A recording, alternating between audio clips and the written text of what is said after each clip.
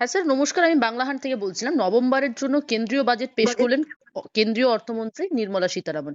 কেমন হলো, আপনার নজরে কেমন হলো বাজেট? বাজেট প্রত্যাশা থাকে, মানুষের প্রত্যাশা দুটো কারণে থাকে। একটা হচ্ছে জিনিসপত্রের দাম কমলো কিনা, আর সাধারণভাবে মানুষের একটা প্রশ্ন থাকে যে আয়করে কিছু সুবিধা হলো কিনা। মধ্যবিত্তের আশা আশঙ্কার জায়গা এই দুটো, কিন্তু এখন জিনিসপত্রের দাম আর বাজেটের থেকে সেই অর্থে বাজেটটার প্রাসঙ্গিকতা হারিয়েছে, যেহেতু জিএসটি কাউন্সিল থেকেই এখন জিনিসপত্রের দাম মোটামুটি ওঠানামা করে। ২ নম্বর হচ্ছে আয়করে গত বছরে একটা আহ, ছাড় দেওয়া হয়েছিল, সেটা যথেষ্টই ছাড় ছিল, তারপরে নতুন করে আর ছাড় দেওয়ার জায়গা ছিল না। এছাড়া সরকারের কাছে মানুষের প্রত্যাশা ছিল যে সরকার ডিফেন্সে কিরকম অ্যালোকেশন করবে, বা ভারতবর্ষের যে ডিমান্ডটাকে স্টিমুলেট করার জন্য সরকারের কি প্রচেষ্টা থাকবে। সরকার এইগুলোতে কাজ করেছে, সরকারের দৃষ্টি আকর্ষণ করা গেছে এবং সরকার সেগুলোতে কর্ণপাত করেছেন, এবং সরকার চাইছে যাতে আগামী দিনে ভারতবর্ষের এই দেশের উৎপাদন বাড়ে, ভারতবর্ষের দেশের চাহিদা বাড়ে। কিন্তু সমস্যাটা হচ্ছে ভারতবর্ষের এই দেশের চাহিদা বাড়লে, ভারতবর্ষের প্রোডাকশন বাড়লে তারপরেই কিন্তু ওই এমপ্লয়মেন্ট জেনারেশন হবে। কিন্তু আজকে তাৎক্ষণিকভাবে ভারতবর্ষের বৃহদাংশের মানুষ বেকার আছেন, তাদের কর্মক্ষমতা নষ্ট হচ্ছে, তাদেরকে একটা চাকরি দেওয়ার বন্দোবস্ত করতে হবে। এবং সেক্ষেত্রে সরকারের গভীর পরিকল্পনার কথা আজকে আমরা জানতে পারলাম না। এই বেকারত্ব যন্ত্রণা থেকে যুব সমাজকে মুক্ত করতে হবে, এবং তার জন্য ঐকান্তিক প্রচেষ্টা দরকার। জনদরদি বাজেট কি হলো না, তার মানে বলতে চাইছেন? দেখুন, জনদরদি বাজেট আমরা চাই না, আমরা ভোটমুখী বাজেট চাই না।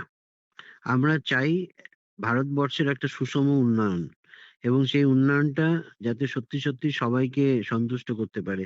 আমি মানে জনমুখী বাজেট বা ভোট দরদি বাজেট করে যদি আগামী দিনে লং রানে গিয়ে আমার সমস্যা হয়, আমি সেরকম কোনো সমঝোতা করতে রাজি নই। প্রত্যেকটা মানুষ তারা চাইছেন যে আগামী দিনে ভারতবর্ষ যাতে আরো সুদৃঢ়ভাবে তার অর্থনৈতিক কর্মকাণ্ড চালাতে পারে, কিন্তু তার সঙ্গে সঙ্গে মানুষের নিত্য নৈমিত্তিক জীবন যন্ত্রণা সেটাকেও যাতে কমানো যায়, তার জন্য সরকারের একটা ঐকান্তিক প্রচেষ্টা দরকার।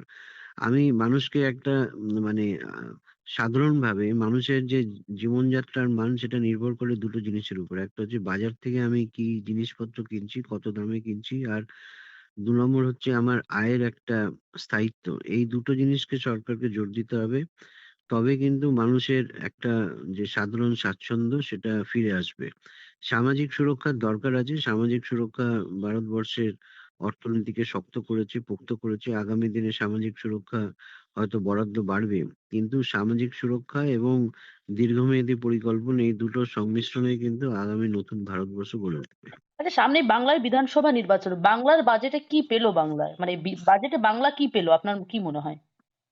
দেখুন, বাজেটে বাংলার সেই অর্থে হয়তো প্রত্যাশা ছিল যে গত বছর আমরা দেখেছিলাম বিহার বিধানসভার আগে সাধারণ বাজেট হয়েছিল, এবং সেখানে বিহারের জন্য কিছু আলাদা করে প্যাকেজের কথা ঘোষণা করা হয়েছিল। বাংলাতে সেরকম ভাবে ঘোষণা হয়নি। হওয়ার সম্ভাবনা হয়তো রাজনৈতিক নেতারা চেয়েছিলেন, কিন্তু সেটা হয়নি। কারণ পশ্চিমবঙ্গ বরাবরই সেই অর্থে সবসময় বঞ্চনার শিকার হয়, এবং সেটা রাজনৈতিক কারণ থাকতে পারে, অর্থনৈতিক কারণ থাকতে পারে, কিন্তু সেই অর্থে কিছু করিডোরের কথা বলা হয়েছে, কিন্তু সেটা সময় সাপেক্ষ ব্যাপার, এবং সেক্ষেত্রে জমি হস্তান্তরের একটা দীর্ঘমেয়াদী পরিকল্পনা বা প্রয়াস চলবে, এবং সেখানে হয়তো রাজনৈতিক মতবাদ যেহেতু দুটো সরকারের আলাদা, সেক্ষেত্রে রাজ্য সরকার কেন্দ্র সরকারের মধ্যে যাতে একটা সমঝোতা হয়, যাতে জমি হস্তান্তর করে খুব তাড়াতাড়ি ওই করিডোর গুলো বানানো যায়। কিন্তু সেটা আগামী ১ বছর ২ বছরের মধ্যে তো হবে না, সেটা হতে সময় লাগবে, এবং তার যে বেনিফিট সেটা সাধারণ মানুষ পেতে পেতে তাদের অনেক বছর নষ্ট হয়ে যাবে। আচ্ছা, রাজ্য কেন্দ্র উভয় আলাদা আলাদা রাজনৈতিক কারণেই কি এই বাজেটে প্রভাব পড়লো না বাংলায়?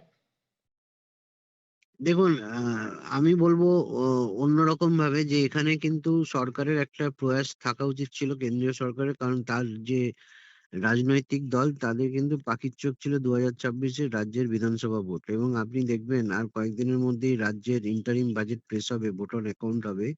সেখানে কিন্তু এমন কিছু ঘোষণা থাকবে যেগুলো কিন্তু সামাজিকভাবে মানুষকে আকৃষ্ট করবে, যে রাজ্য সরকারকে আবার নতুন করে নির্বাচিত করবার জন্য। মানে সেই বলতে অর্থে চাইছেন আজকের যে বাজেট, এতে কি বাংলায় আরো 5 বছরের জন্য মুখ্যমন্ত্রীকে মমতা বন্দ্যোপাধ্যায়কে করে দিলেন? দেখুন, সেটা বলার আমি কেউ নই। কিন্তু আমি বলছি যে রাজনৈতিকভাবে কেন্দ্রীয় সরকারের যে পিছনে যে দল আছে, যে দল এখানে এই রাজ্যে বিধানসভা নির্বাচনে জিততে চায়, তাদের দিক থেকে সেরকম কোনো আর্থিক প্যাকেজ এই রাজ্যের মানুষকে আকৃষ্ট করতে পারেনি। এবং সেই অর্থে সেটা যেরকম আম কাম্য নয়, কিন্তু এটাও ঠিক কথা যে রাজনৈতিক ক্ষমতার পরিবর্তন করবার জন্য যদি আগ্রাসন কিছু মনোভাব থাকে, তার মধ্যে হয়তো এটা হওয়া উচিত ছিল। কিন্তু আগামী কয়েকদিনের মধ্যেই আমরা অধীর আগ্রহে তাকিয়ে থাকবো এই যে রাজ্যের সাধারণ বাজেট যেটা হওয়ার কথা, সেটা ইন্টারিম বাজেট হবে, সেখানে কি ঘোষণা থাকে।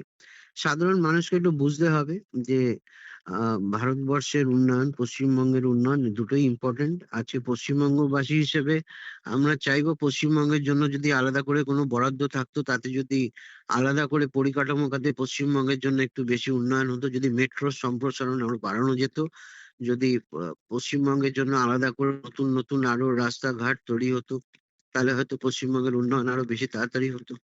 মুখ্যমন্ত্রী একটা কথা বারবার বলছেন, দিশাহীন ভোট, দিশাহীন বাজেট, এবং যেহেতু ভোট পাবে না তার জন্য বাংলাকে বঞ্চনা করা হচ্ছে। এটাই কি আপনি মন্তব্য করবেন? মানে এটা কি আপনি সহমত না, হবেন? এটা মুখ্যমন্ত্রীর বক্তব্য। তিনি একটি রাজনৈতিক দলের নেত্রী এবং আমাদের মুখ্যমন্ত্রী। তিনি যেটা বলতে পেরেছেন সেটা তারই বক্তব্য হিসেবে পরিগণিত হোক, সেটার মধ্যে আমার কোনো বক্তব্য নেই। অসংখ্য ধন্যবাদ আপনাকে। আরো ভালো ভালো খবর দেখতে সাবস্ক্রাইব করুন বাংলা হান্টির ইউটিউব চ্যানেল।